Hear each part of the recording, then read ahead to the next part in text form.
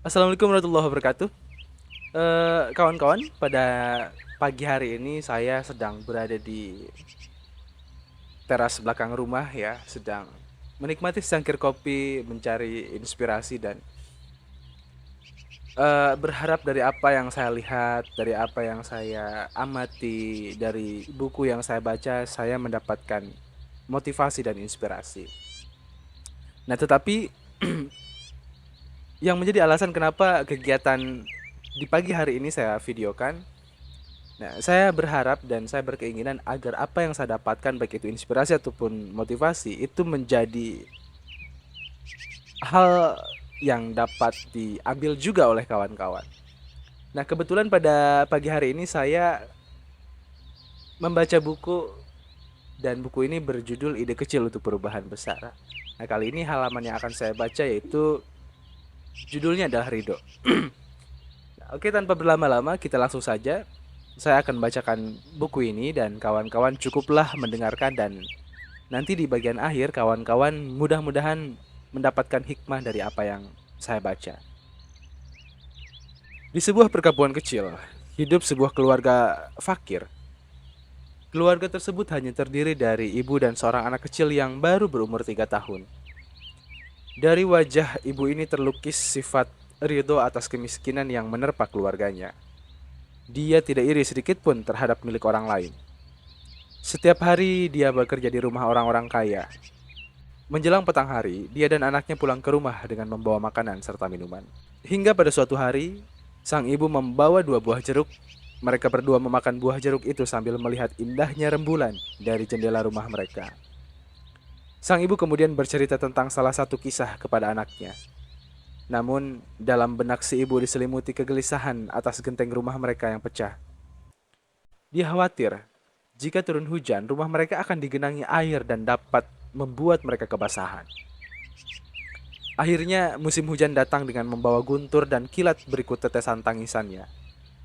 Rumah kecil itu tidak mampu menyembunyikan diri dari hujan lebat yang turun dari langit. Begitu derasnya hujan turun, hingga sang ibu melihat seakan-akan atap rumahnya sudah tidak ada lagi. Dia berusaha melindungi anaknya dari serbuan air. Akan tetapi, hujan begitu deras, sang ibu menggendong anaknya berlari ke sana kemari. Tubuh si kecil gemetar hebat karena kedinginan juga ketakutan. Tidak lama kemudian, sebuah ide muncul dari benak sang ibu. Dia melepas pintu rumah dari tempatnya dan menempatkannya miring pada salah satu tembok. Kemudian dia beserta anaknya berlindung di balik pintu tersebut. Akhirnya pintu itu telah melindungi ibu dan anaknya dari serbuan air hujan untuk sementara waktu. Anaknya yang masih kecil menoleh kepada ibunya dengan tersenyum, sembari berkata, "Bu, Alhamdulillah." Coba Anda bayangkan, apa yang bisa dilakukan oleh orang-orang miskin sekarang ini? Mereka tidak memiliki pintu untuk berlindung dari terpaan hujan yang menerpa. Nah kawan-kawan, pelajaran apa yang dapat diambil oleh kawan-kawan semua? Bagi saya adalah mereka mampu mensyukuri nikmat dengan segala keterbatasan yang mereka hadapi. Sedangkan kita yang dipenuhi dengan kecukupan dapat bernaung dan tinggal di tempat yang aman serta nyaman. Tetapi kemudian kita seringkali kufur nikmat. Beda dengan ibu dalam cerita tersebut. Bahkan dalam situasi dan kondisi yang penuh dengan segala keterbatasan, mereka mampu mensyukurinya.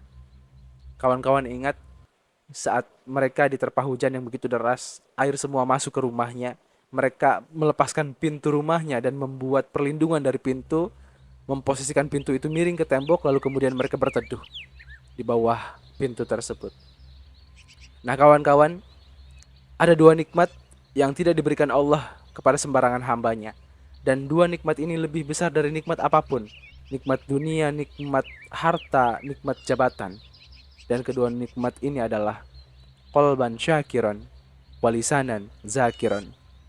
Hati yang selalu bersyukur dan lisan yang senantiasa berzikir. Mudah-mudahan kita semua menjadi hamba, menjadi pribadi yang memiliki kedua nikmat itu. nikmat hati yang selalu bersyukur kepada Allah, dan lisan yang senantiasa berzikir. Terima kasih sudah menonton. Sampai bertemu pada pertemuan berikutnya.